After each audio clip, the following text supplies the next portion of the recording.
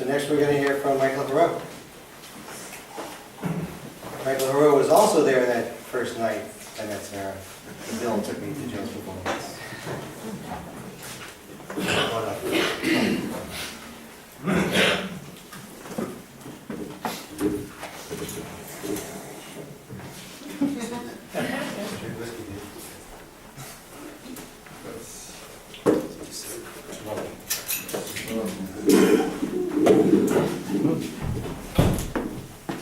Now that I remember spring and all the special joys love brings, I can't help remembering the shadow of your smile.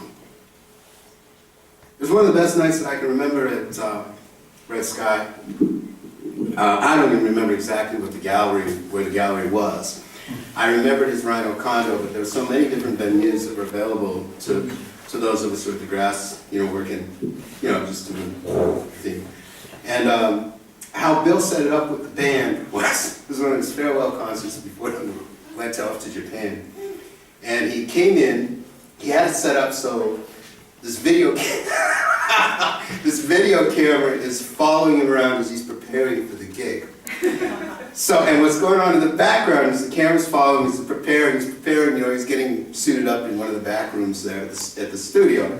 So they're following him, he's getting into his garb, and his garb, as I recall that night, was just this pair of black slacks and a black dress shirt with a skinny red tie and a white dress coat and a fedora. I mean, he's dressed to kill, right? So he's getting ready to leave, and he and Martha, who you just heard from, are duetting on that old song, The Shadow of Your Smile, okay? And he's singing in the shop, The shadow of your smile, scratchy voice when you are gone. This lovely thing, man. The camera's following him, he's suiting up. He's getting ready to end with the band, he's building up to this fevered pitch, and what do they work their way into? But the theme from Peter Gunn, right? It's too beautiful, it's too perfect. One of the best entrances I've ever seen in any Red Sky poetry. I mean, it's grand theater. So he's coming in, and Mike and Jeff are just blowing away, and Mark is doing this thing.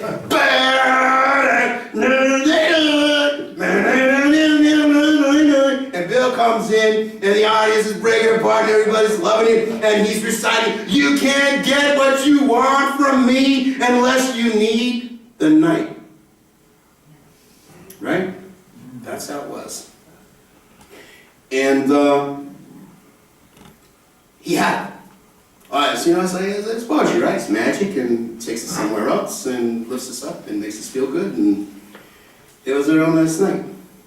So, and there were a lot of nights like that around Bill Shively. And as others have mentioned here, and will continue to mention here, no matter how rarely you saw him, and I too, like Martha, I'd get maybe about one email from him every other year. And we'd go back and forth about something that's going on in the schools and joke about how maybe one of us picked the wrong horse. We were talking about how the schools are being reformed and all this sort of thing. And he wrote this bit called, "This is not my kind of town. It used to be my kind of town, but it's not my kind of town anymore. Maybe it's your kind of town," but just always that sweet, caustic, no nonsense, keen, just amazing, amazing, amazing, and loving and sweet and cutting all at the same time. And to know him, I mean, I never saw enough of him, and I can't say we were real close, but to know him was to love him all of the time. There was never a time I was anywhere around him that I didn't feel special, I didn't feel loved, I didn't feel supported in my efforts as an artist, and he always gave that. And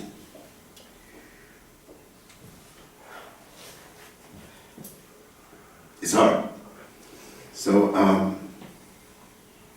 the shadow of your smile when you're gone, sweet William. Now that I remember spring and all the special joys love brings, I can't help remembering the shadow of your smile. Good night, Bill.